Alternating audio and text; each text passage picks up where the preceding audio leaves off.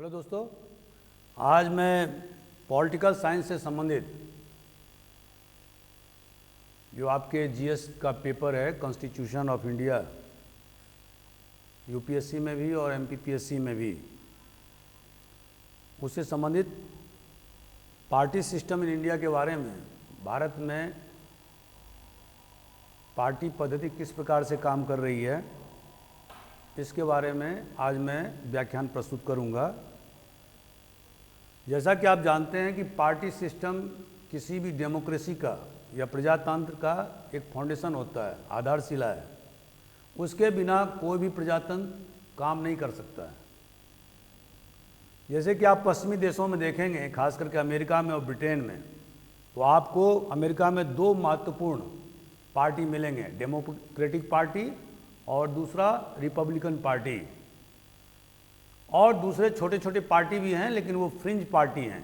उसी तरह से ब्रिटेन में आप देखेंगे कि दो महत्वपूर्ण पार्टी है, एक लेबर पार्टी और दूसरा कंजर्वेटिव पार्टी। लेकिन पश्चिमी देशों में भी, जैसे फ्रांस में, इटली में, मल्टी पार्टी सिस्टम की व्यवस्था है, जिसमें कि बहुत सारे पार्टी मिलकर के सरकार का निर्माण पिछले 50 वर्षों से ज़्यादा समय से करते आ रहे हैं।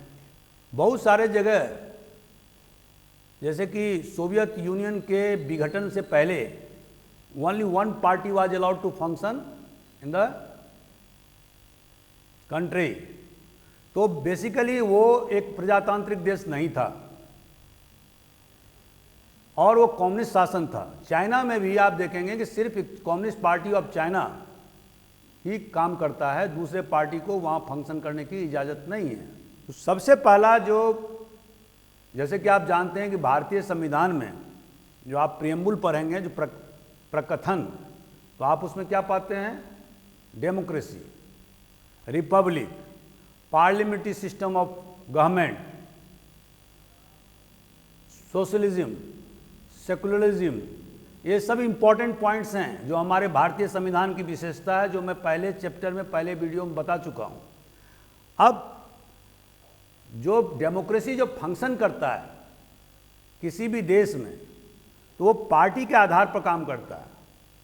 तो इसलिए आज मैंने सोचा कि आपको पार्टी हिंदुस्तान में कैसे फंक्शन कर रही है, उसके क्या क्या कैरेक्टर हैं, वो किस तरह से अपने रिसोर्सेज को मोबिलाइज करती है और किस तरह से सत्ता प्राप्त करने का प्रयास करती है, इन सारे विषयों के बारे में आज हम उसको रेखांकित करने का प्रयास करेंगे। तो दोस्तों, सबसे पहले तो आप देखेंगे पार्टी होता क्या है। तो पार्टी एक ग्रुप ऑफ पीपुल है, एक संगठित सदस्यों का समूह है, जिनके की एक स्पेसिफिक राजनीतिक विचारधारा हैं, और जो मतलब पहला तो हुआ कि organise group of people, number एक फर्स्ट कैरेक्टर होगा, या वॉलंटरी एसोसिएशन, ये भी हो सकता है, और दूसरा हैविंग आइडेंटिकल पॉलिटिकल व्यूज, समान राजनीतिक विचारधारा। अब उसके बारे में हम बाद में आपको बताएंगे। और तीसरा, टू गेन पॉलिटिकल पावर, तीसरा फैक्टर होता है कि राजनीतिक सत्ता प्राप्त करने के लिए वो काम करते हैं। और चौथा, that political power must be for the furtherance of national interest. जो कोई भी पार्टी कभी ये नहीं चाहेगी कि वो, मान लीजिए हिंदुस्तान के परिप्रेक्ष्य में बात कर रहा हूं, तो वो ये नहीं चाहेगी कि जो भारत के जो हित हैं उसके खिलाफ में जाकर के वो काम करे। तो आप देखेंगे जब फॉरेन पॉलिसी का चैप्टर में पढ़ाऊंगा तो उसमें आपको बताऊंगा कि फॉरेन पॉलिसी का जो बेसिक जो एलिमेंट है वो क्या है? To further the national interest. Diplomacy का भी यही आधार है, और डिप्लोमेसी फॉरेन पॉलिसी का एक बेसिक इंग्रेडिएंट है। उसके बारे में हम डिटेल में अभी व्याख्या नहीं करेंगे, लेकिन सिर्फ इतना जानिए कि हर एक पॉलिटिकल पार्टी नेशनल इंटरेस्ट को बढ़ावा देने के लिए प्रयास करती है। अगर वो ऐसा नहीं करेगी तो जनता सत्ता से उसे हटा देगी, दरकिनार कर देगी। तो हमने इस तरह से चार इंपॉर्टेंट जो फैक्टर हैं पार्टी सिस्टम के, उसको मैंने रेखांकित करने का प्रयास किया। आप समझ गए सिंपल में। अब दोस्तों चलते हैं कि भारत के जो पार्टी सिस्टम है उसकी क्या क्या विशेषताएं हैं। तो पहला जो विशेषता है वो है मल्टी पार्टी सिस्टम। जैसा कि आप जानते हैं कि हमारे देश में राष्ट्रीय पार्टी भी है और स्टेट पार्टीज भी है। राष्ट्रीय पार्टी हिंदुस्तान में अभी 6 हैं और राज्यों की जो पार्टी है उनकी संख्या तो करीब 30-40 हैं। और इसके अलावा जो नॉन रिकॉग्नाइज्ड पार्टी हैं उनकी संख्या सैकड़ों में है। तो इस तरह से आप देखेंगे कि अब हमारे देश में मल्टी पार्टी सिस्टम है, जिसमें कि Congress, BJP, NCP, Bahujan Samaj party, CPM, CPI, ये सारी पार्टियां नेशनल पार्टी। नेशनल पार्टी का मतलब ये हुआ कि ऐसी पार्टी जिसको कि कम से कम 4 राज्यों में 6% वोट्स उसे प्राप्त हुआ है। 6% वोट्स इन, या उसे 2% वोट लोकसभा में प्राप्त हुआ, उसके बारे में बाद में बात करेंगे। और ये रिकॉग्निशन नेशनल पार्टी है या स्टेट पार्टी है, वो भारत के इलेक्शन कमीशन के द्वारा प्रदान किया जाता है। तो आप देखेंगे कि हमारे देश में अमेरिका या ब्रिटेन की भांति डोमिनेंट 2 ही पार्टी नहीं है, बहुत सारी पार्टियां हैं और अलग अलग पार्टियां अलग अलग राज्यों में भी शासन करती रही हैं। एक इंपॉर्टेंट जो फैक्टर है वो है वन डोमिनेंट पार्टी सिस्टम। जैसा कि आप जानते हैं कि आज़ादी के बाद हिंदुस्तान में शुरुआती दौर में, खास करके 1952 से हमारे देश में इलेक्शन शुरू हुआ, तो वहाँ से लेकर के 1967 तक केंद्र में और राज्य में दोनों जगह कांग्रेस की पूरी तरह से वर्चस्वता स्थापित था। बाद में 67 में हालांकि कांग्रेस की सरकार केंद्र स्तर पर तो रही श्रीमती इंदिरा गांधी के नेतृत्व में, लेकिन राज्यों में बिखराव होने लगे। तो वो हम बाद में बताएंगे आपको स्टेजेस की जब हम बताएंगे। तो अभी जो हिंदुस्तान में 2014 के बाद में हम क्या देखते हैं, पुनः वन पार्टी डोमिनेंस हो गया। अब वन पार्टी डोमिनेंस कैसे है कि बीजेपी को 303 सीट मिला है और अगर उससे एलिज से मित्र दल को अगर मिला लें तो टोटल 351 एमपीज की संख्या लोकसभा में हुई है 2019 के इलेक्शन में। इसके पहले 2014 के इलेक्शन में 282 सीट जीत करके बीजेपी सबसे ताकतवर पार्टी के रूप में उभरी थी। कांग्रेस को मात्र 44 सीट मिला था 2014 के इलेक्शन में। अभी भी 2019 के चुनाव में उसको 52 सीट मिले थे। मतलब उसको इतना सीट नहीं मिला कि उसको अपोजिशन पार्टी लीडर का दर्जा दिया जा सके, क्योंकि आप दोस्तों जानते हैं कि टोटल जो लोकसभा का जो सदस्य होता है उसका 10% आपका सदस्य होना चाहिए, तभी आपको विरोधी दल के नेता को मान्यता प्रदान की जा सकती है। हालांकि ये सत्ता पार्टी पर भी निर्भर करता है कि वह विरोधी दल के नेता को स्वीकार कर ले, भले ही उसको 10% सीट नहीं मिला। हालांकि मोदी गवर्नमेंट ने इसको स्वीकार नहीं किया। खैर, तो तीसरा जो हमारा इंपॉर्टेंट फैक्टर है वो लैक ऑफ आइडियोलॉजिकल या आइडियोलॉजिकल मूविंग्स। जैसा कि आप जानते हैं किसी भी पार्टी की जो आधारशिला होती है उसका एक जो बेस है, जो मेन फैक्टर होता है वो होता है आइडियोलॉजी, यानी विचारधारा। विचारधारा सोशलिज्म का हो सकता है, समाजवाद का, पूंजीवाद का, सेकुलरवाद का, माने धर्मनिरपेक्षवाद का। लेकिन एक बात मैं और बता देना चाहता हूं कि हिंदुस्तान में हर एक पार्टी को, चाहे वो कम्युनल माइंडेड ही क्यों ना हो, उसको भारत के संविधान में शपथ लेना पड़ता है। और भारत का संविधान क्या कहता है? सेकुलरवाद, जो आप प्रकथन में पढ़ेंगे, जो 1976 के 42वें संशोधन के बाद में उसमें जोड़ा गया है। सेकुलरिज्म और सोशलिज्म, समाजवाद, ये दोनों जो वर्ड है, और इंटीग्रेशन, जो 3 वर्ड हैं प्रियम्बुल में, वो ओरिजिनल प्रियम्बुल के भाग नहीं थे। उसको 1942वें संशोधन 1976 में इमरजेंसी काल में श्रीमती इंदिरा गांधी की गवर्नमेंट ने उसमें एंट्री किया था। तो अब स्थिति क्या है कि अगर कोई पार्टी रिकॉग्निशन चाहती है इलेक्शन कमीशन से, तो उसे भारत के संविधान के प्रति आस्था रखना होगा। और भारत की संविधान क्या कहता है कि आपको समाजवाद, धर्मनिरपेक्षवाद और एकता, अखंडता, इसमें आपको आस्था जताना होगा, यूनिटी एंड इंटीग्रिटी। तो अब लेकिन हम फिर भी हम क्या देखते हैं कि lack of clear cut ideology. अब जैसे कांग्रेस पार्टी का ही उदाहरण लीजिए, तो Congress party was supposed to be umbrella party where all groups of people, all kind of people from different ideologies participated and became the integral part of the Congress party right from the beginning of its inception। माने शुरुआती दौर से ही Congress party में rightist लोग भी थे, leftist भी थे, सेंट्रिस्ट भी थे, तो सारे लोगों की पार्टी थी कांग्रेस पार्टी। और चूंकि आज़ादी के आंदोलन में उसने ज़बरदस्त उसकी भूमिका रही थी, तो इसीलिए लोग सारे वर्ग और जाति से ऊपर उठ करके उसको वोट देते थे। तो ये पार्टी का स्पेशल फीचर नहीं है। तो आप देखेंगे कि क्लियर कट आइडियोलॉजी में क्या है कि अभी बीजेपी का अगर आप देखेंगे, जो भारतीय जनता पार्टी है, उसका क्लियर कट एजेंडा है हिंदुत्व का,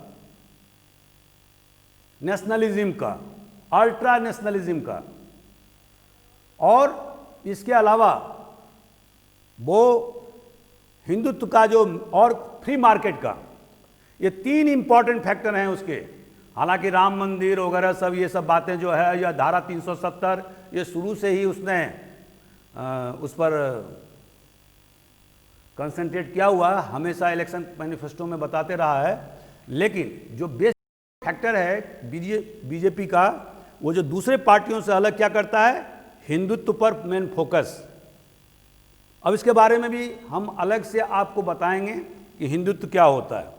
और इसके अलावा दूसरा फ्री मार्केट इकोनॉमी, और जैसे धारा 370 जम्मू कश्मीर से हटाने का उनका शुरू से ही एजेंडा रहा है। 1952 से ही, जब उनका शुरू का जो संगठन था जनसंघ, उस समय से ही वो बोल रहे थे। राम मंदिर का एजेंडा तो बहुत बाद में आया। और तीसरा जो फैक्टर था वो था कॉमन सिविल कोड। जैसे कि आप जानते हैं कि जो धारा 44 है, जो directive principles of state policy, उसमें क्या बताया गया कि सारे कम्युनिटी के लिए एक कॉमन सिविल कोड होगा। तो अभी तक ये कॉमन सिविल कोड नहीं हुआ। हालांकि बीजेपी ने 3 तलाक के बारे में अभी कानून बनाया है और उसमें मैक्सिमम 3 साल के सजा का प्रावधान किया है, लेकिन वो कॉमन सिविल कोड का एक हिस्सा है, ये पूरा नहीं है। तो जिस तरह से हिंदुस्तान में हिंदुओं के लिए हिंदू मैरिज एक्ट 1955 का विधान किया गया है, उस तरह से मुसलमानों में नहीं किया गया। तो कहना यह है कि कॉमन सिविल कोड का मतलब क्या होता है कि सभी के लिए, चाहे वो हिंदू हो, मुस्लिम हो, सिख हो, ईसाई हो, चाहे जोरस्ट्रियन हो, पारसी हो, सभी के लिए एक जैसा ही सिविल कोड बने। जैसे कि सीआरपीसी बना हुआ है, क्रिमिनल प्रोसीजर कोड, जो 1973 में बना है, उसमें जो भी, चाहे वो किसी भी जाति वर्ण का हो, किसी भी धर्म का हो, सीआरपीसी सब पर लागू होता है, एविडेंस एक्ट सब पर लागू होता है। तो उसी तरह से कॉमन सिविल कोड मतलब अगर बन जाएगा तो सब पर लागू होगा। तो बीजेपी का जो मेन फोकस रहा है कॉमन सिविल कोड सभी के लिए, ये 3 इंपॉर्टेंट एजेंडा रहे हैं। उसी तरह से जो आप हमारे देश में कम्युनिस्ट पार्टी का 1964 में 2 भाग में विभाजन हुआ, पहला सीपीएम और दूसरा सीपीआई। सीपीआई का जो स्थापना है 1925 में हुआ था, और ये बहुत कांग्रेस के बाद में दूसरी ओल्डेस्ट पार्टी है। लेकिन बाद में उसमें डिवीजन हुए सीपीआई और सीपीएम में। कम्युनिस्ट पार्टी मार्क्सवादी और कम्युनिस्ट पार्टी ऑफ इंडिया, उनका भी क्लियर कट आइडियोलॉजी है। वो क्या है, समाजवाद के प्रति निष्ठा और कंट्रोल्ड इकोनॉमी। तो ये उनका भी क्लियर आइडियोलॉजी है। लेकिन जो बाकी जो पार्टी हैं, जैसे कांग्रेस पार्टी, वो एक ना तो वामपंथी है और न पूरी तरह से दक्षिणपंथी है। वो एक सेंट्रिस्ट पार्टी है, केंद्रीय पार्टी है, एक अम्ब्रेला पार्टी है। तो उसमें विचारधारा जो है वो दक्षिणपंथी के भी बहुत सारे हैं।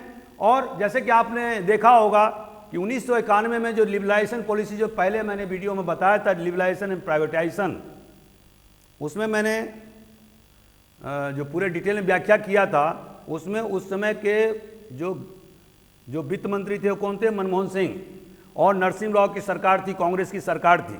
कायदे से अगर देखें तो कांग्रेस को तो ये लिबरलाइजेशन पॉलिसी लाना ही नहीं चाहिए था, क्योंकि ये उसके जो आइडियोलॉजी थे, जो शुरू से ही उसने commanding Heights of public sector पर पूरा right from the time of Jawaharlal Nehru उसने फोकस किया था, और इसलिए बड़े बड़े इस्पात के उद्योग लगाए थे। उससे शिफ्ट करते हुए उसने लिबरलाइजेशन, उदारीकरण की नीति अपनाया। क्यों? बिकॉज कांग्रेस पार्टी आइडियोलॉजिकली पूरी उस तरह से कमिटेड नहीं है जिस तरह से बीजेपी और कम्युनिस्ट पार्टी है, सीपीआई और सीपीएम। वो समय और परिस्थिति के हिसाब से अपनी आइडियोलॉजी को बदलती है, और उसमें वो ये तर्क देती है कि नेशनल इंटरेस्ट जो है वो सबसे ज़्यादा महत्वपूर्ण है देन द पार्टी इंटरेस्ट। तो इसीलिए जब 1991 में उन्होंने देखा कि बैलेंस ऑफ पेमेंट पूरी तरह से बिगड़ गया तो और कोई रास्ता नहीं बचा है, तो उन्होंने लिबरलाइजेशन पॉलिसी शुरू किया, because it was in the national interest. अब जो बाकी जो पार्टियां हैं, जैसे कि आरजेडी या मुलायम सिंह पार्टी, समाजवादी पार्टी, या बहुजन समाज पार्टी आप लें, या तेलंगाना टीआरएस जिसको बोलते हैं, राष्ट्र समिति, जो तेलंगाना में भी सरकार में है, और जो तेलुगु देशम पार्टी है, या बहुत सारी क्षेत्रीय पार्टी, एडीआईएमके, डीएमके, या आसाम गण परिषद, या जनता दल यू, या जनता दल सेकुलर, तो ये सारी पार्टियां जो देश में काम कर रही हैं, उनका कोई क्लियर कट आइडियोलॉजिकल बेस नहीं है। तो ये चौथा इंपॉर्टेंट फैक्टर है। और इसके बाद पांचवा जो हमने लिया है, पर्सनालिटी कल्ट। और दोस्तों, जैसा कि आप जानते हैं कि हमारे देश में जो चुनाव लड़े जाते हैं वो पर्सनालिटी कल्ट पर लड़े जाते हैं। शुरुआती दौर में चूंकि देश आज़ाद हुआ था और जवाहरलाल नेहरू प्रधानमंत्री से बनने से पहले करीब 9 साढ़े 9 साल तक जेल में रहे थे, और उनका कद भी बहुत ऊंचा था।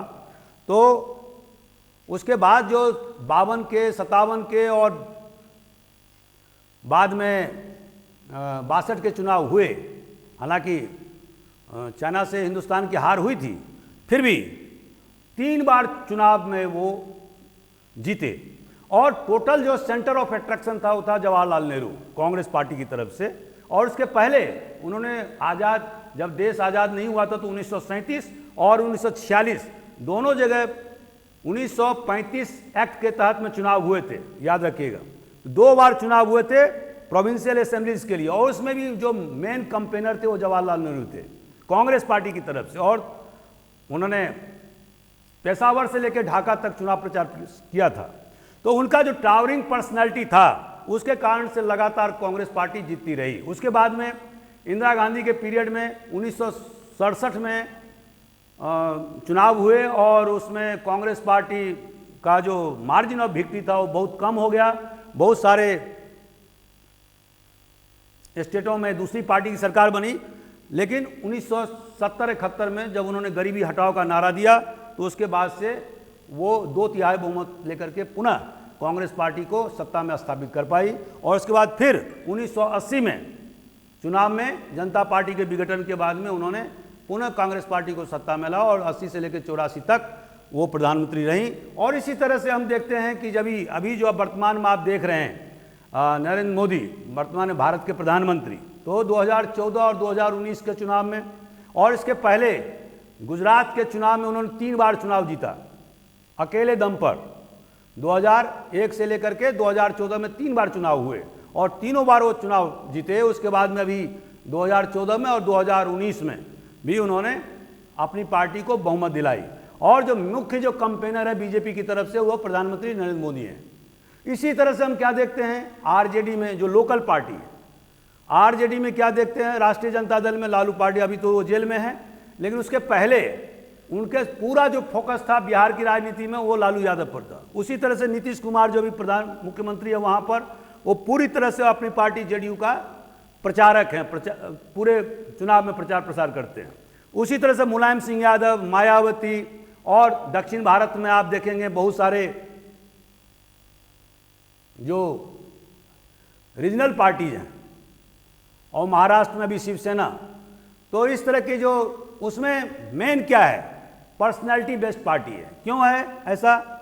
इसीलिए कि जो इस तरह का हिंदुस्तान जो है वो मल्टी रिलीजियस पार्टी है, देश है, सॉरी माने बहुभाषी देश है, बहुधर्मी देश है।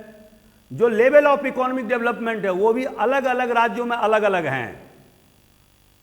तो इस तरह से हम देखते हैं जैसे पश्चिमी देशों में क्या हुआ है कि होमोजेनिटी हो गया है, उनका जो इकोनॉमिक और सोशल जो स्ट्रक्चर है वो होमोजेनस हो गया है, एक रूप हो गया, समरूप हो गया है। हमारे देश में क्या है, विभिन्नताओं का देश है। तो यहाँ पर आप क्या देखते हैं कि विभिन्न प्रकार की पार्टियों का भी उदय हुआ है, और इसीलिए हमने लास्ट में लिखा है based on the primordial loyalties like religion, region, ethnicity, caste, tribe. अब गोंडवाना गणतंत्र पार्टी आप देखेंगे एमपी में चुनाव लड़ती है 10, 15, 20 सीट पर, शहडोल और उसके आसपास के इलाकों में। अब इसका जो बेस है वो क्या है, what is it? Is based on tribal solidarity पर आधारित पार्टी है, और जो मुख्य है वो कि 20-25 सीट पर से कम 10-15 सीट जीत लें, और असेंबली में हम सत्ता संघर्ष में भाग ले सकें। ये उसका बेसिक फिलॉसफी है। उसी तरह से कास्ट पार्टी आप देखते हैं, जैसे आरजेडी का राष्ट्रीय जनता दल मैंने बताया, वो एक विशुद्ध रूप से कास्ट पार्टी है। या मुलायम सिंह की पार्टी जो समाजवादी, हालांकि नाम तो समाजवादी है, और यह मायावती की जो पार्टी है बहुजन समाज पार्टी, वो क्या है, विशुद्ध रूप से एक कास्ट पार्टी है। आप देखेंगे कि बिहार में यादव और मुसलमान, ये दो जो है ना इंपॉर्टेंट जो जाति जो है वो आरजेडी को वोट देता रहा, और उनका जो टोटल जो वोट है वो है 30% बिहार में। लेकिन आप जानते हैं कि 30% से आप सत्ता प्राप्त नहीं कर सकते, और इसीलिए उसे कांग्रेस पार्टी और छोटे छोटे दलों से समझौता करना पड़ता है। और इस तरह से आपने देखा कि अभी कांग्रेस पार्टी का चूंकि 8% या 9% वोट है बिहार में, तो 30 और 9 39, और कोई भी पार्टी को सत्ता में आने के लिए 40 या 40% से अगर वोट आता है तो that party will come to power. Understand? सुन रहे? तो इसीलिए लालू यादव की पार्टी ने कांग्रेस के से समझौता किया, और कांग्रेस ने बार्गेनिंग के तहत 70 सीट इस बार ले लिया। इसके पहले मात्र 40 सीट दिया था कांग्रेस को। जब लालू यादव की पार्टी और जनता दल यू और कांग्रेस पार्टी ने तीनों मिलकर के, नीतीश कुमार तीनों मिलकर के चुनाव लड़ा था, तो कांग्रेस को मात्र 40 सीट पर चुनाव लड़ने के लिए दिया था, और कांग्रेस उसमें 27 सीट जीती थी। और इस बार क्या हुआ, इस बार 70 सीट दिया लालू यादव, क्योंकि लालू यादव जेल में है। उससे कारण से बीजेपी कांग्रेस वालों ने पूरी तरह से उनके साथ बार्गेनिंग किया, या जानते हुए कि उसके पास में तब बेस नहीं है। लेकिन चूंकि आरजेडी बहुत दिन से सत्ता में नहीं है, तो इसीलिए उसकी बात को मानते हुए उसे 70 सीट दिया, और जीती कितनी पर, 19 सीट पर कांग्रेस। तो आप समझ सकते हैं। और इतनी सिटी और रीजन, रिलीजन, जैसे अकाली दल है, it is based upon religion. शुरू से अकाली दल कोई आज की पार्टी नहीं, 1900 देश जब आज़ाद नहीं हुआ तो उसके पहले से अकाली पार्टी चल रही है, 1925-26 से। और इस तरह से हम देख रहे हैं कि बहुत सारे जो पार्टियां हैं, जैसे कि आप बीजू जनता दल ने, वो उड़िया सेंटिमेंट को उभारता है और रीजनली क्षेत्रीयतावाद के आधार पर शासन करता है, और पिछले 20 साल से शासन कर रहा है।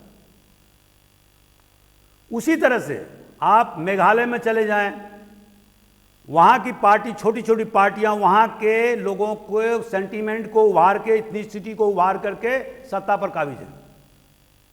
चाहे मणिपुर में हो, मेघालय में हो, इसके अलावा नागालैंड में हो, तो ये सारी पार्टियां, ये क्या है, ये सब प्राइमोर्डियल लॉयल्टीज हैं, प्राथमिक जो स्वामी भक्ति होती है। और ये किस चीज की निशानी है, ये है इन टर्म्स ऑफ डेवलपमेंट हमारा देश अभी भी होमोजेनस नहीं हुआ है, जहां पर कि सोशियो इकोनॉमिक और पॉलिटिकल इंटीग्रेशन होना भी बाकी है, जैसे पश्चिमी देश में, अमेरिका में है, कनाडा में है, ब्रिटेन में है। और इस कारण से पार्टी का जो बेस है वो आइडियोलॉजिकल है, socio economic and political base है, और उस आधार पर पार्टी की संरचना की गई है। हमारे देश में ये अभी तक नहीं हुआ, because of the primordial loyalties. जब हम नेशनल इंटीग्रेशन का चैप्टर आपको टॉपिक पढ़ाएंगे तो उसमें हम प्राइमोर्डियल लॉयल्टीज के बारे में कि what are the factors that hinders national integration, कौन कौन से कारण हैं जो देश के एकीकरण में बाधा पहुंचाते हैं, उसके बारे में जब हम बताएंगे आपको, जैसे कास्टिज्म हुआ, रीजनलिज्म हुआ, कम्युनलिज्म है, ये सारे फैक्टर जो हैं, या सेसेसिस्ट टेंडेंसीज, तो ये सारे जो फैक्टर हैं उसके बारे में हम विस्तृत रूप से अलग से वीडियो आप बनाएंगे, आपको बताएंगे। हम अभी अपने इस चैप्टर पर कंसंट्रेट करते हैं। अब एक और जो लास्ट में जो हमने लिखा है कि lack of effective leadership in opposition, हमारे देश में ये विडंबना है कि जब भी आप देखते होंगे कि जब कोई केंद्र में सत्ता में पार्टी आती है तो उसके साथ जो अपोजिशन होना चाहिए वो उतना ही ताकतवर होना चाहिए। जैसे कि पश्चिमी देशों में होता है कि अगर मान लीजिए कंजर्वेटिव पार्टी ब्रिटेन में सत्ता में आती है तो लेबर पार्टी ऐसा नहीं है कि वो गुमनाम हो गई है, वो भी एक शैडो कैबिनेट का निर्माण करती है, उसके भी एक लीडर होते हैं। और इन केस अगर प्रधानमंत्री का विश्वास समाप्त हो जाता है हाउस ऑफ कॉमन्स में, माना वो बहुमत उससे बेदखल हो जाता है, तो उस स्थिति में जो क्वीन है, जो वहाँ की हेड ऑफ द स्टेट हैं, वो क्या करता है, अपोजिशन जो लीडर होता है उसको इनवाइट करता है कि can you form the government. वो कहता है क्या आप गवर्नमेंट को फॉर्म करने की क्षमता है आप में, क्या कर सकते हैं आप, अगर कर सकते हैं तो मैं इनवाइट कर रही हूँ या कर रहा हूँ, अगर किंग है तो ठीक है। ऐसा हमारे देश में नहीं होता है। जैसे आपको मैं बताऊं एक उदाहरण के द्वारा, 1977 में जब इमरजेंसी के बाद, लिफ्ट होने के बाद में जब इंदिरा गांधी की सरकार चली गई और जनता गवर्नमेंट की सरकार आई, हालांकि उस समय दक्षिण भारत के राज्यों ने इंदिरा गांधी को पूरा समर्थन दिया और उसी के बदौलत 150 से ज़्यादा सीट कांग्रेस को मिले और जनता पार्टी ने सरकार बनाया। लेकिन आप क्या देखते हैं, लोकसभा में आप उनका परफॉर्मेंस देखिए 1977 से लेकर 1957 तक का, तो आपको यह पता लगेगा कि अपोजिशन जो है ना एकदम इमेस्कुलेटेड हो गया, कमजोर हो गया है, उसकी वॉइस नहीं है। इंदिरा गांधी जो स्वतः उसके पहले 66 में 11 साल पहले 11 साल तक प्रधानमंत्री रही थी, बेसिकली उनको लीडर ऑफ अपोजिशन बनना चाहिए था, लेकिन कांग्रेस पार्टी में भी उनको निकाल बाहर कर दिया, दूध की मक्खी की तरह निकाल दिया। और अपोजिशन तो छोड़िए, उनको सत्ता से भी, एमपी से भी हटा दिया। तो यह ठीक बात नहीं है। और अभी क्या देख रहे हैं, अभी वर्तमान में क्या हो रहा है, नरेंद्र मोदी सरकार है, 303 सीट बीजेपी को मिला हुआ, 2019 के इलेक्शन की मैं बात कर रहा हूं। अगर मित्र दल को मिला लीजिए तो 351 से ज्यादा सीट पर वो काबिज हैं। तो बाकी के सीट कितने हैं, अगर लोकसभा में 542 सीट है तो 351 और उसके बाद में 551 माने 200 में थोड़ी ही सीट कम है, 190-95 सीट तो अपोजिशन के पार्ट है, और 190-95 सीट बहुत ज्यादा सीट होता है। लेकिन क्या है, कांग्रेस पार्टी को 50-52 सीट है, उसके पास इतनी भी सीट नहीं हुई जो उसने जो है ना लीडर ऑफ अपोजिशन बना सके, दूसरी पार्टी का उसको समर्थन नहीं मिलता है। तो ऐसे में क्या होगा, अगर 190-95 का अगर ब्लॉक स्ट्रांगली लोकसभा में फाइट करे, राज्यसभा में फाइट करे, तो सरकार की दादागिरी नहीं चल सकती है, क्योंकि 190-95 सीट बहुत ज्यादा होता है। लेकिन हम देखते क्या है, चाहे वो 2014 का चुनाव हो या 19 के बाद में, जो लीडर ऑफ अपोजिशन एकदम गुमनाम हो जाता है।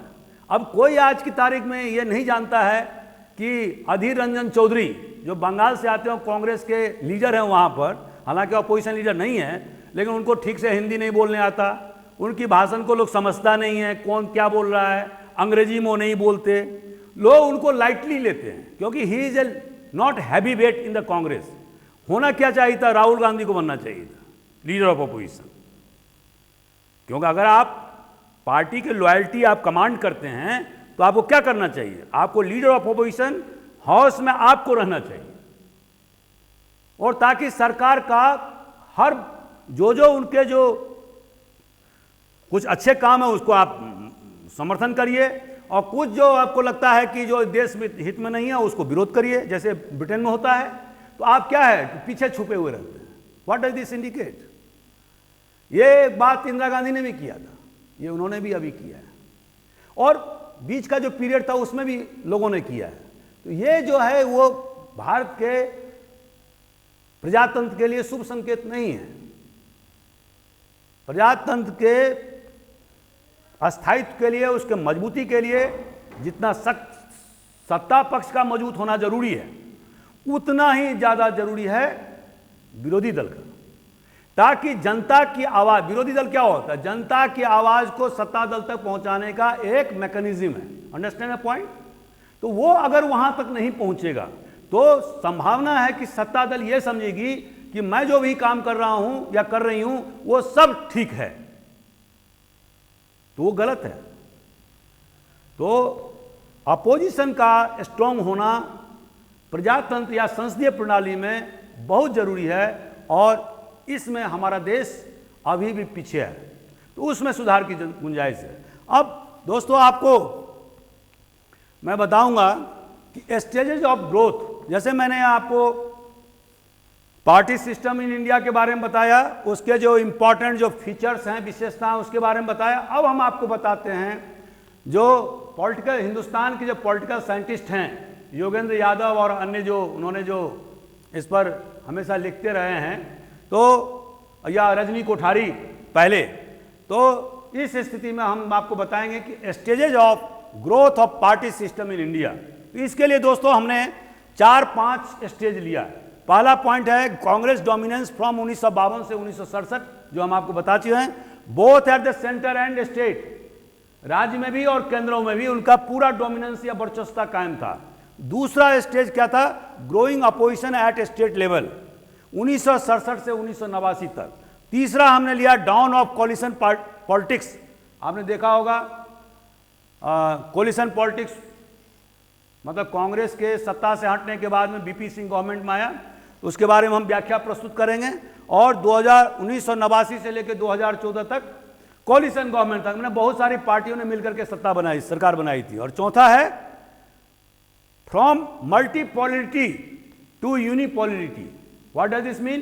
जो बहुत सारे जो पार्टियां थी जो सत्ता बनाती थी, अब यूनिपोलरिटी मतलब बीजेपी का emergence of BJP in 2014 to 2019, ये उनका पहला काल था जिसमें कि वो 282 सीट लेकर के पहली बार हिंदुस्तान की राजनीति में स्वतः सत्ता में आए। अब अगला जो हमारा सबसे लास्ट स्टेज है, जो अभी वर्तमान का स्टेज है, वो है dominance of BJP in centre and state in India. समझे? तो अब हम बारी बारी से व्याख्या प्रस्तुत करते हैं। तो दोस्तों जैसा कि मैंने आपको बताया कि आज़ादी के बाद जब 1952 में इलेक्शन हुआ तो उसमें कांग्रेस पार्टी को सत्ता प्राप्त हुई, 1957 में हुई, 1962 में हुई। लेकिन एक बात ध्यान में रखने वाली बात है कि कभी भी कांग्रेस पार्टी को 50% वोट नहीं मिला, in spite of the popularity of Jawaharlal Nehru. इसका 2-3 रीजन हो सकता है। एक रीजन तो यह है कि उस समय में हिंदुस्तान की जनता, अधिकांश जनता जो थी वो इलिटरेट थी। हमारा जो प्रजातंत्र का जो ढंग था वो शुरुआती दौर में था। बहुत सारे लोग वोट की कीमत भी नहीं जानते थे कि क्या वोट क्या होता है। बहुत सारे लोग, जो मैं बच्चा जब था उस समय देखता था कि जो सुल ट्राइब के जो लोग हैं उनको वोट डालने ही नहीं दिया जाता था। 1970, 75, 80 की बात मैं कह रहा हूँ। खास गांव के जो डोमिनेंट कास्ट के लोग होते थे वो जा करके वोट डालते थे। 4, 5, 10 आदमी का गिरोह पर्टिकुलर पार्टी में, ये पार्टी विशेष में, वो गांव के स्तर पर ही, पंचायत स्तर पर निर्णय हो जाता था कि किसको वोट देना है और उस आधार पर तय हो जाता था। ठीक है, तो आप क्या देख रहे हैं, कांग्रेस पार्टी का सारे राज्यों में वर्चस्व था और उसके बाद में केंद्र में भी वर्चस्व था। यह पीरियड कब से कब तक चला, 1952 से लेकर 1967 तक। इसके बाद में क्या हुआ, आपने देखा होगा कि केरल में वामपंथियों की सरकार 1959 में आई पहली बार, और उसके बाद में उस समय में कांग्रेस अध्यक्ष कौन थी, इंदिरा गांधी। तो कांग्रेस ने क्या किया, उसको प्रेसिडेंट रूल लगा दिया। That was the first time कि कांग्रेस ने जो अपोजिशन पार्टी के जो सरकार थी उसको किसी न किसी कारण से हटा दिया। तो फिर भी मैं उसमें डिटेल में नहीं जाना चाहता हूं क्योंकि अपने पास समय ज़्यादा नहीं है। तो 1952 से लेकर 1967 तक कांग्रेस का एक तरफा शासन था, केंद्र में भी राज्य में भी, और इसलिए हिंदुस्तान की राजनीति को वन डोमिनेंट पार्टी की सरकार कहते हैं इस पीरियड को, जहां पर कि एक पार्टी जो है वो पूरी तरह से सभी जगह मौजूद है और दूसरी जो छोटी छोटी पार्टियां हैं वो फ्रिंज ग्रुप के रूप में मौजूद हैं। जैसे उस समय में भी जनसंघ पार्टी थी जिसके कि 2, 3, 4 एमपी हुआ करते थे। उसी तरह से कम्युनिस्ट पार्टी के एमपी ऐसा नहीं था कि एकदम नहीं थे, 4, 5, 10 एमपी होते थे। सोशलिस्ट पार्टी था, सोशलिस्ट पार्टी में 2 भाग विभाजित हुआ, जयप्रकाश नारायण की पार्टी प्रजा सोशलिस्ट पार्टी और सोशलिस्ट पार्टी, संयुक्त सोशलिस्ट पार्टी, एक के लोहिया अध्यक्ष, एक के जयप्रकाश नारायण अध्यक्ष। लेकिन ये पार्टियां कभी भी 10, 20, 25 एमपी से ज़्यादा लोकसभा में पहुंचाने में कामयाब नहीं हो पाई। तो कांग्रेस का वर्चस्व जो था वो लोकसभा में और विभिन्न राज्यों के असेंबलीज में पूरी तरह से काबिज था। लेकिन दोस्तों उसके बाद में जो 67 का चुनाव हुआ और श्रीमती इंदिरा गांधी 1966 में प्रधानमंत्री बनी थी, उनके नेतृत्व में 67 में चुनाव हुआ और कांग्रेस पार्टी बहुत ही मार्जिन से केंद्र में सत्ता में आई। लेकिन जो राज्य थे जैसे कि तमिलनाडु, वहां पर डीएमके पार्टी सत्ता में आ गई। द्रविड़ मुनेत्र कड़गम, करुणानिधि उसके चीफ मिनिस्टर बने, ठीक है। तो पहला जो है, और केरल में मैंने आपको बताया था कि 1959 में कम्युनिस्टों ने शासन सरकार बनाया लेकिन उसको ज़्यादा दिन चलने नहीं दिया। लेकिन डीएमके का जो सरकार जो आई 1967 के बाद में करुणानिधि के नेतृत्व में, तो वो थंपिंग मेजोरिटी के साथ में आई, आप कुछ कर नहीं सकते हैं, और एंटी ब्राह्मण के स्लोगन पर आई थी, द्रविडियन मूवमेंट के आधार पर आई थी। उसके बारे में हमने अलग से द्रविडियन मूवमेंट के बारे में वीडियो बनाया हुआ है, सेल्फ रिस्पेक्ट मूवमेंट, और वहाँ से तमिलनाडु की राजनीति शुरू होती है 1925-30 से। तो दोस्तों, और इसके बाद में हम क्या देखते हैं कि 67 से लेकर 1989 तक growing opposition at state level. आप स्टेट लेवल पर बहुत सारी पार्टियां बनी, जैसे कि सीपीएम की सरकार 1977 में ज्योति बसु के नेतृत्व में बंगाल में कांग्रेस के कद्दावर नेता होने के बावजूद भी उनकी सरकार, सीपीएम ने सरकार बनाई। तो इस तरह से हम देखते हैं कि स्टेट की राजनीति में जो छोटे छोटे जो पार्टियां थीं उनका वर्चस्व धीरे धीरे बढ़ता गया।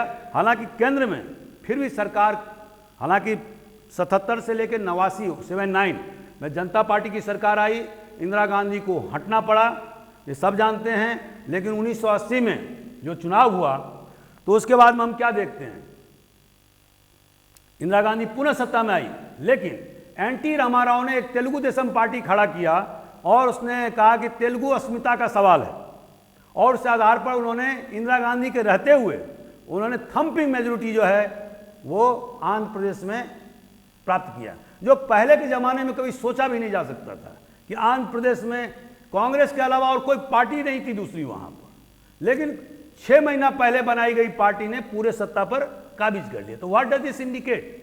इंडिकेशन ये है, और आपने ये भी देखा होगा सीपीएम का 34 साल तक शासन रहा। इंदिरा गांधी उसके बाद 77 के बाद में सन 84 में एक्सपायर हुए। उसके बाद में राजीव गांधी का शासन था। राजीव गांधी को 3/4 बहुमत मिला था, लेकिन उसके बाद भी वो पश्चिम बंगाल से सीपीएम की सरकार को नहीं हटा पाए। तो इसका यही पीरियड मैंने कहा कि growing opposition at state level, ठीक है। कि केंद्र में तो कांग्रेस पार्टी 1989 तक रही, एक्सक्लूडिंग 77 to 79, लेकिन जो राज्यों में जो उसकी ताकत होती थी वो कमजोर पड़ गई। जैसे पंजाब में अकाली दल सरद शासन में आ गया, तो इस तरह से हमने इसको दूसरा पॉइंट निर्धारित किया। और तीसरा जो हमारा जो स्टेज है वो है डाउन ऑफ कोलिशन पॉलिटिक्स 1989 से 2014। अब दोस्तों, राजीव गांधी के चुनाव हारने के बाद 1989 में आप जानते हैं वीपी सिंह की सरकार बनी और बीजेपी ने उसको समर्थन दिया। बाद में रिजर्वेशन पॉलिसी के तहत में जब उन्होंने मंडल कमीशन को लागू किया तो उसका परिणाम क्या हुआ, बीजेपी ने भी अपना कमंडल अख्तियार कर लिया और उसने राम मंदिर का जोर शोर से जो है शुरू किया अभियान। और उसी में लाल कृष्ण आडवाणी जो तत्कालीन बीजेपी अध्यक्ष थे और उनको समस्तीपुर में लालू यादव ने अरेस्ट किया था, जो बिहार के चीफ मिनिस्टर था, ताकि इनका जो रथ है वो अयोध्या तक नहीं पहुंच पाए। उन्होंने सोमनाथ से लेकर के अयोध्या तक का जो है ना यात्रा निकाला था। सॉरी। तो 1989 में राजीव गांधी के गवर्नमेंट के समाप्त होने के बाद में, गिरने के बाद में 1991 में कुछ दिनों के लिए तो वीपी सिंह की सरकार रही, उसके बाद में चंद्रशेखर की सरकार आई 6 महीने के लिए। उसके बाद चुनाव हुए 1991 में और इसी चुनाव के दरमियान जो है राजीव गांधी के बम ब्लास्ट में मृत्यु हुई। श्री पेरुम्बदूर में तमिलनाडु में एलटीटी के द्वारा हत्या की गई। कांग्रेस पार्टी को भी पूरी तरह से पूर्ण बहुमत नहीं आया था, लेकिन झारखंड मुक्ति मोर्चा वगैरह के समर्थन से नरसिम्हा राव ने सरकार बनाई थी 1991 में और उसके बाद में यह सरकार 96 तक चली। उसके बाद में चुनाव हुए, कांग्रेस पार्टी को बहुमत नहीं मिला, तो इसके बाद में अटल बिहारी वाजपेयी की सरकार 1996 में बनाई गई, लेकिन उनकी सरकार मात्र 13 दिन के लिए चली गई क्योंकि लोकसभा में वो विश्वास मत प्राप्त नहीं किए। और जब वोटिंग का समय आया तो उसी के समय उससे 10 मिनट पहले वो भाषण देने के बाद में राष्ट्रपति के पास में इस्तीफा लेके पहुंच गए, क्योंकि उनको पता लग गया था कि लोकसभा में हमें बहुमत नहीं है और विश्वास मत में हम हार जाएंगे। In order to avoid the defeat वो भाषण तो दिया, आप देखेंगे यूट्यूब पर 1996 का भाषण, लेकिन उसके बाद तुरंत वो बोले कि हम इस्तीफा देने के लिए जा रहे हैं। और उस समय में जो राष्ट्रपति थे वो कौन थे, शंकर दयाल शर्मा। उसके बाद दोस्तों फिर छोटे छोटे पार्टियों ने मिलकर के, आरजेडी और समाजवादी पार्टी और जनता दल वगैरह सब ने मिलकर के और कांग्रेस से समर्थन प्राप्त करके एचडी देवगौड़ा को प्रधानमंत्री बनाया, ठीक है। और एक और प्रधानमंत्री बने थे, तो लेकिन ये पार्टियां ज्यादा दिन सरकार में नहीं चली और पुनः 98 में चुनाव हुए और फिर कोलिशन गवर्नमेंट बना वाजपेयी जी के नेतृत्व में, वो 13 महीना चला। उसके बाद पुनः 99 में चुनाव हुए और उसमें बीजेपी को पर्याप्त सीटें मिली और उन्होंने बहुत सारे 20 या 23 पार्टियों के साथ मिलकर के सरकार बनाई, जो सरकार 2004 तक चली, ठीक है। तो हम लगभग 4.5 साल उनकी सरकार चली और पहले 1 साल पहले भी चली थी, तो 5.5 साल चली। और उसके बाद 2004 में जो चुनाव हुए उसमें कांग्रेस को बीजेपी से ज़्यादा सीट मिलने के कारण बहुत सारी पार्टियां कांग्रेस को समर्थन दे दिया, छोटी छोटी पार्टियों ने, और जिसके कारण से कांग्रेस ने मनमोहन सिंह को प्रधानमंत्री बनाया। और उसके बाद में 2004 से लेकर 9 तक कांग्रेस की सरकार चली, फिर 9 से लेकर के 14 तक पुनः कांग्रेस की सरकार चली, मतलब 10 साल के शासन कांग्रेस की चली। और उसके बाद 2014 का जो चुनाव हुआ उसमें हमने अगला स्टेज लिया है, फ्रॉम मल्टीपोलरिटी टू यूनिपोलरिटी, जो तो इमरजेंस ऑफ बीजेपी। अब 2000 अगर आप 2009 के चुनाव देखें तो उसमें बीजेपी क्या पाते हैं, मात्र 18% वोट मिला था उसको, ठीक है। तो अब बीजेपी ने क्या किया, यह 10 साल का पीरियड मैं आपको बता देना चाहता हूं 2-3 लाइन में। इस पीरियड में कांग्रेस ने बहुत सारे ऐसे काम किए, जैसे आधार वाला, जो आप अभी हम लोग आधार लेके चलते हैं, इकोनॉमी को काफ़ी डेवलप किया गया, लिबरलाइज किया गया।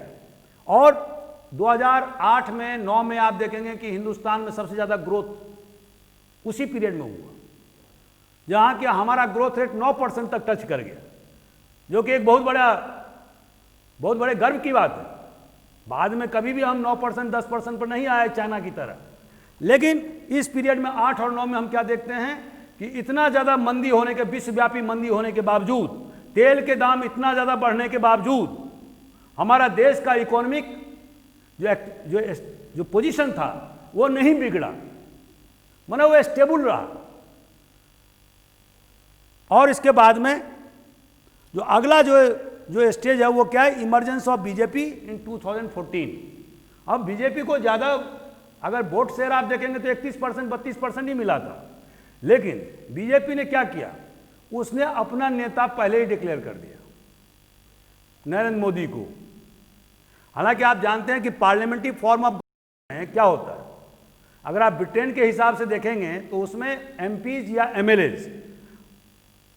एमएलएज सीएम के लिए और एमपीज प्राइम मिनिस्टर के लिए, जो उनका विशेषाधिकार है। वो पहले चुन के आते हैं, उसके बाद वो अपने लोगों में से चुनते हैं कि किसको प्रधानमंत्री बनना चाहिए, किसको ज़्यादा से ज़्यादा एमपी का पार्लियामेंट्री पार्टी में बहुमत है। जैसे आपको मैं एक घटना बताता हूं, जब इंदिरा गांधी प्रधानमंत्री बनी थी 1966 में, तो उस समय क्या हुआ था, मोरारजी देसाई ने कहा कि हम भी चुनाव लड़ेंगे और मैं भी प्रधानमंत्री बनना चाहता हूं। और उस समय में कांग्रेस पार्लियामेंट्री पार्टी में सेंट्रल हॉल में चुनाव हुआ, और जिसमें इंदिरा गांधी और मोरारजी देसाई के बीच में इलेक्टोरल फाइट हुआ, और जिसमें इंदिरा गांधी को 357 से ज़्यादा एमपीज का, मैंने लोकसभा और राज्यसभा दोनों के जो मेंबर होते हैं ना, उसको पार्लियामेंट्री पार्टी कहते हैं, आप ध्यान रखिए इस चीज़ को। तो उसमें 357 से ज़्यादा एमपीज का समर्थन इंदिरा गांधी को मिला, और 153 या 154 एमपीज का समर्थन मोरारजी देसाई को मिला। और बाद में इंदिरा गांधी के प्रधानमंत्री के बाद में उन्होंने फिर उन्हें फिनांस मिनिस्टर भी बनाया था कि आप हमारे कैबिनेट बनिए। तो भारत के इतिहास में पार्लियामेंट्री के चुनाव में, और इससे पहले लाल बहादुर शास्त्री और मोरारजी देसाई, इन दोनों में भी टक्कर हुआ था कांग्रेस में 1964 में, नेहरू जी का एक्सपायर होने के बाद। खैर, अब क्या हुआ यहां पर बीजेपी ने क्या किया, बीजेपी ने नरेंद्र मोदी को प्राइम मिनिस्टर कैंडिडेट डिक्लेयर कर दिया, और उनको खुला छूट दिया कि आप पूरे देश में प्रचार प्रसार करिए। तो वो क्या करते कि पूरे देश में प्रचार प्रसार करते थे, और शाम को उनका जो हवाई जहाज है वो अहमदाबाद पहुंच जाता था वापस, रात में बहुत कम रहते थे कहीं भी। और इस तरह से वो पूरे देश में प्रचार प्रसार किया, ठीक है। तो यहां से उनको 282 सीट मिला, क्योंकि कांग्रेस की गवर्नमेंट पूरी तरह से डिस्क्रेडिटेड हो चुकी थी, खास करके जो 2G घोटाला और कोल घोटाला, जिसमें कि ए राजा जो डीएमके का जो एमपी था, जो टेलीकम्युनिकेशन मिनिस्टर था, और कोल घोटाला वगैरह सब बीजेपी ने बहुत ज़्यादा इसको जनमत और आम जनता तक इस बात को पहुंचा दिया कि इन्होंने बहुत ज़्यादा घोटाला किया। और इसके कारण से क्या हुआ, जो 2008 या 9 में जो ग्रोथ रेट था कांग्रेस पार्टी के समय में, वो 2014 में ग्रोथ रेट भी घट गया, 6% से नीचे आ गया, ठीक है। तो बेरोजगारी की संख्या भी बढ़ी। तीसरी बात होती है, जो प्रधानमंत्री जो मनमोहन सिंह, वो उस तरह से मुकाबला, आप जानते हैं कि वो ज़्यादा भाषणबाजी में विश्वास नहीं करते। तो कांग्रेस ने क्या किया कि राहुल गांधी को सामने खड़ा किया उनके काट में, ठीक है। करना चाहिए था मनमोहन सिंह को कि भाई आप 10 साल प्रधानमंत्री रहे हैं, तो आप पार्टी को डिफेंड आप करिए खुद, लेकिन कांग्रेस ने ऐसा नहीं किया। तो अंतिम में निचोड़ यह है कि 31-32% पार्टी मत प्राप्त करने के बावजूद भी बीजेपी को 282, मतलब 273 में अपने यहाँ क्लियर मेजोरिटी होता है, तो 282 सीट पाकर के पूर्ण बहुमत की सरकार 30 साल के दरमियान में प्राप्त किया बीजेपी ने। इसके पहले क्या था, कोलिशन गवर्नमेंट होता था, क्योंकि किसी पार्टी को पूर्ण बहुमत नहीं मिलता था। अब इस समय में बीजेपी के पास मात्र 5 या 6 राज्यों में सरकार थी। ये ध्यान रखने वाली बात है। जब बीजेपी 2014 में चुनाव जीती थी तो उसके पहले जो 2009 के चुनाव हुए थे उसमें बीजेपी को मात्र 18% सीट में वोट मिला था, और 2014 में भी आप देखेंगे तो 5 या 6 राज्यों में उसकी सरकार थी। तो ऐसा नहीं था कि उसका सारा देश पर जो है ना दबदबा था। लोगों ने कांग्रेस के फंक्शन से या उसके परफॉर्मेंस से बहुत ज़्यादा निराशा होने के कारण से और बहुत प्रकार के भ्रष्टाचार में मंत्रियों के लिप्त होने के कारण से बीजेपी को वोट देना मुनासिब समझा। तो बीजेपी की कार्डर जहां या ऑर्गेनाइजेशन जिस राज्य में नहीं भी था वहां भी उसको थम्पिंग मेजोरिटी मिला। जैसे हरियाणा, एक उदाहरण देता हूं, बीजेपी कभी भी हरियाणा में जो है एक ताकतवर पार्टी के रूप में नहीं थी, लेकिन आप देखेंगे कि हरियाणा में भी उसको बाद के समय में 1 साल के बाद चुनाव हुआ, उसको चुनाव में वो जीत गई। तो आसाम में जहां पर कि उसको कोई जानता नहीं था वहां भी उसको सीट मिली। तो इस तरह से हम देखते हैं कि बीजेपी का जो एक हिंदी हार्टलैंड की पार्टी थी 2014 से पहले, अब वो क्या हुआ कि उत्तर भारत से बढ़ता हुआ दक्षिण भारत, कर्नाटक तक और इधर आसाम तक, मेघालय तक, मणिपुर तक, अरुणाचल प्रदेश तक ये पार्टी बढ़ती गई। तो ये जो पीरियड था वो इमरजेंस ऑफ बीजेपी फ्रॉम 2004 से 2019 तक। और जो लास्ट जो अभी फेज है, जो अभी वर्तमान में चल रहा है, उसमें आप क्या देखते हैं? Dominance of BJP in centre and state politics, and इसका नाम मैंने दिया वीकर पॉलिटिकल कंपटीशन। आप ऐसा क्यों दिया ये आपको हम बताएंगे। तो अभी क्या आप देखते हैं कि बीजेपी ने 2019 के चुनाव में 303 सीट तो उसे खुद मिला, और जो मित्र दल को अगर आप जोड़ दें तो टोटल कितने होते हैं? 351 के लगभग सीटें मिलती हैं। अब ये जो है वो थम्पिंग मेजोरिटी है। उसी तरह से राज्यसभा में भी बीजेपी का 80 से ज़्यादा एमपी हैं आज की तारीख में, जबकि कांग्रेस के 40 या 45 सीटें हैं। तो आप अंदाजा लगा सकते हैं कितने का गैप हो गया है। अब दोस्तों, तो केंद्र में तो उनका डोमिनेंस है ही, इसके अलावा बीजेपी अभी 12 राज्यों में खुद अपनी ताकत पर सत्ता में है, और 6 राज्यों में दूसरे जो उनके जो मित्र दल के जिनसे उनकी अलायंस है उन पार्टियों के साथ में वो सत्ता में। जैसे बिहार में जेडीयू के साथ में उनको मिलकर के उन्होंने सत्ता प्राप्त किया है। वो कोलिशन पार्टनर हैं, उनके डिप्टी चीफ मिनिस्टर हैं वो। तो इस तरह से 18 राज्यों पर बीजेपी का क्या है आज की तारीख में सत्ता डायरेक्ट या इनडायरेक्ट रूप से चल रहा है, जो एक जमाने में कांग्रेस का हुआ करता था। अब आज की तारीख में क्या हो रहा है? बीजेपी का हो रहा है। अब दोस्तों, इसका जो मैंने कहा कि वीकर पॉलिटिकल कंपटीशन, ये क्यों मैंने कहा?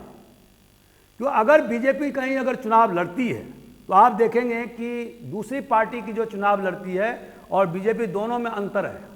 वो क्यों है? इसके लिए नाम दिया मैंने आइडियोलॉजिकल हेजेमनी ऑफ बीजेपी, जो विचारधारा पर पूर्णतः कब्जा। ये क्या है? एक तो विचारधारा उनका हिंदुत्ववाद, तो आपको मैंने बताया। दूसरा नेशनलिज्म, अल्ट्रा नेशनलिज्म। अभी आप देखेंगे पाकिस्तान के टीवी चैनल को आप खोल लीजिए तो वो केवल मोदी जी को कोसते हुए नजर आएंगे, और उन्हें डर लगता है कि कभी भी पाकिस्तान पर हमला हो सकता है। हिंदू आज़ाद भारत में कभी भी, जब बांग्लादेश भी हिंदुस्तान ने बना दिया, उसके बाद ही जो पाकिस्तान को इतना नहीं डर लगता था जितना कि आज की तारीख में डर लगता है। वो क्यों है? क्योंकि उन्होंने बालाकोट में जाकर के स्ट्राइक कर दिया, जो कि बहुत बड़ी बात थी।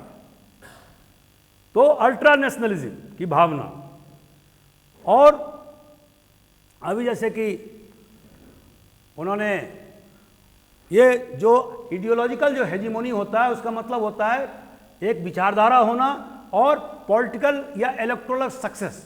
The mixing of the two is called ideological hegemony. तो आज की तारीख में भारत की राजनीति की सच्चाई क्या है कि बीजेपी का जो है वो आइडियोलॉजिकल हेजिमोनी है।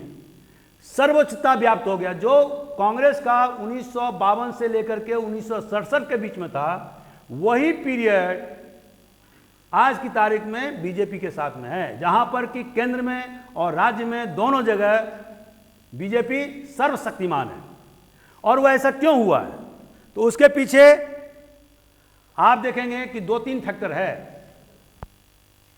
पहला, मोबिलाइजेशन ऑफ बैकवर्ड क्लासेस। अगर आप यूपी के चुनाव को परिदृश्य में लें तो आप क्या पाते हैं दोस्तों? आपको यह पता लगेगा अभी फॉरवर्ड क्लास वोट करता है बीजेपी को। पहले ये फॉरवर्ड क्लास ब्राह्मण, क्षत्रिय, वैश्य जो है या जो कास्ट हैं, इसको फॉरवर्ड क्लास कहते हैं। तो ये पहले वोट करते थे किसको? कांग्रेस को। अब किसको वोट कर रहे हैं? राम मंदिर आंदोलन के बाद से 1992-93 के बाद से बीजेपी को कर रहे हैं। लेकिन बीजेपी ने क्या देखा? बीजेपी ने यह देखा कि एक जो उसका जो विरोधी जो पार्टी है वो है बहुजन समाज पार्टी, जिसका कि जो बेस जो है वो कौन है? Schedule caste. शेड्यूल कास्ट में भी जो है वो सबसे ज़्यादा कौन है? जाटव। आप समझ रहे हैं मेरी बात को? मैं कंसेप्ट क्लियर कर रहा हूं। और चूंकि क्लास है, इसमें हम ओपन थ्रेडबेयर एनालिसिस करना जरूरी है। You must understand the mechanism of political activities going on in the country, ठीक है। और दूसरा है पार्टी है वो कौन है? समाजवादी पार्टी। उसके जो बेस हैं वो कौन है? यादव। और उसके चारों तरफ जो उसके जो समर्थक हैं वो कौन है? मुस्लिम। तो आप यूपी की राजनीति में जो उसका जो डेमोग्राफिक कंपोजिशन देखेंगे तो उसमें क्या पाते हैं? मुस्लिम एक बहुत बड़ा फैक्टर है यूपी की राजनीति में। तो आप देखेंगे कि 60 से 70-60% जो मुस्लिम है वो किसको वोट करता है? समाजवादी पार्टी को। 25-30% वोट किसको करता है? बहुजन समाज पार्टी को। और कांग्रेस पार्टी को 5 से 10% लोग मुसलमान वोट करते हैं, ठीक है। कांग्रेस पार्टी ऐसी पार्टी यूपी बिहार में हो गई है जिसमें सारे जाति के लोग, चाहे 2%, 3%, 1%, चाहे वो ब्राह्मण हो, तो जो पहले ब्राह्मण का 80% वोट करता था वो अभी 10% कर रहा है। तो सारे जाति, यादव भी वोट करते हैं कांग्रेस पार्टी को, लेकिन उनकी तादाद बहुत कम होती है। जो पहले पुराने जमाने के या जिनके बाप दादा कांग्रेस से बहुत लाभान्वित रहे हैं, या जिनको याद है कि कांग्रेस ने आज़ादी की लड़ाई में बहुत ज़बरदस्त योगदान दिया था, तो कांग्रेस पार्टी एक ऐसी पार्टी है जिसको यूपी बिहार में सारे हर जाति के, हर वर्ण के, हर धर्म के वोट मिलते हैं, लेकिन उनकी तादाद इतनी कम होती है कि वो इनसिग्निफिकेंट हो गया है, ठीक है। अब आप क्या देखते हैं? तो बिहार बीजेपी ने क्या किया है? बीजेपी ने फॉरवर्ड कास्ट को तो मोबिलाइज किया ही है, साथ साथ उसने जो अदर देन जो यादव था बैकवर्ड क्लास, उसको मोबिलाइज किया है। Mobilisation of backward classes other than Yadav, क्योंकि उनको पता है कि यादव तो वोट देने का। तो इसीलिए जो यादवों का जो मान लीजिए आप यूपी बिहार में और एमपी में क्या देखते हैं, जो अभी बैकवर्ड क्लास का जो कंपोजिशन अगर आप देखेंगे तो तीनों राज्य में, मैं अन्य राज्यों के बारे में नहीं बता सकता हूं अभी, 50 से लेकर 60% उनका पॉपुलेशन है। तो ऐसी स्थिति में अगर मान लीजिए यादव बिहार में मान लीजिए 11% है, या यूपी में ज़्यादा होगा 11, 12, 13% होगा या 15% होगा, उसको माइनस कर दीजिए, तो बैकवर्ड क्लास के 85% जो वोट हैं वो तो बहुत बड़ा चंक है। अब पासी हैं बहुत सारे, उनको नाम गिनाना मैं उचित नहीं समझता हूँ यहाँ पर। तो उसको क्या किया? बीजेपी ने मोबिलाइज कर दिया। तो बीजेपी ने क्या किया? बैकवर्ड क्लास का यूपी में मोबिलाइज किया अपार्ट फ्रॉम फॉरवर्ड क्लास, और तभी वो इतने सीटों पर कब्जा हासिल कर पाए, ठीक है। अगर आप देखेंगे, अगर लोकसभा का चुनाव आप देखें तो बीजेपी अभी कितने सीट पर थी? 60-61 सीट उन्होंने 80 में से 60-61 जीतना एक बहुत बड़ी बात है। इसके पहले 2014 के चुनाव में उन्होंने और ज़्यादा सीट जीता था। Because why? Because in addition to the mobilisation of forward caste उन्होंने क्या किया? Mobilisation of backward caste also. ये दोनों का कम्बिनेशन, क्योंकि उनको पता है कि जाटव हमें वोट देगा नहीं, यादव हमें वोट नहीं देने वाला, मुसलमान हमें को वोट नहीं देगा, तो जो बाकी जो वोटर्स हैं उसको ज़्यादा से ज़्यादा मोबिलाइज करो in order to gain majority, ठीक है, समझ गए आप। एक और इंपॉर्टेंट फैक्टर है, और वो क्या है?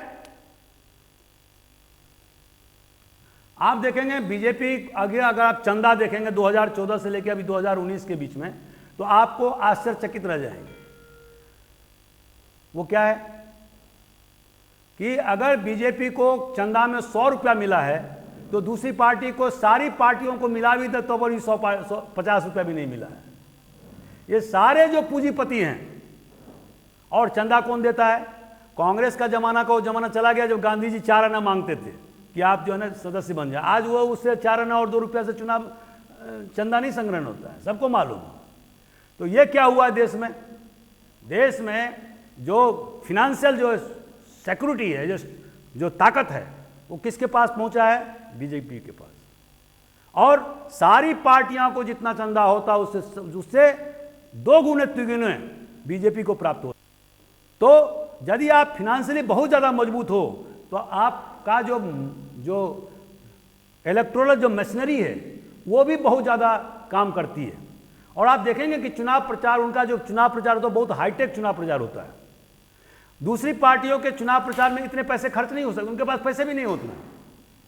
तो तीसरा फैक्टर हमने क्या किया, बताया कि आपको जो फिनेंशियल जो ईज है, जो ताकत है, वो बीजेपी के पास में बहुत ज़्यादा है। और इसके अलावा हाइटेंड वोटर फेडरेशन, जो वीकनिंग फेडरेशन इन नेशनल इलेक्शन। अभी आप देखते होंगे कि नरेंद्र मोदी जी के राइज होने से पहले देश में बहुत सारे राज्यों के जो मुख्यमंत्री होते थे उनका बहुत ज़्यादा पावर हुआ करता था, चाहे बंगाल के मुख्यमंत्री हों या तमिलनाडु के मुख्यमंत्री हों जो डीएमके से होते थे। आज की तारीख की सच्चाई क्या है? आज की तारीख की सच्चाई है कि जो फेडरेशन है उसमें सबसे ज़्यादा पावर किसके पास में है? सेंट्रल गवर्नमेंट के पास। और सेंट्रल गवर्नमेंट को मोबिलाइज कौन कर रहा है? प्रधानमंत्री। तो जो फेडरेटिंग एजेंट्स, जो यूनिट था, जो स्टेट, उनका दबदबा भारत की राजनीति में बहुत कम हो गया। आप समझ रहे मेरी बात को? ये सारे फैक्टर्स काम किए हैं। अभी जो हमारा जो फेज जो चल रहा है वो फेज है dominance of BJP in centre and state और weakening of the competition by rival parties.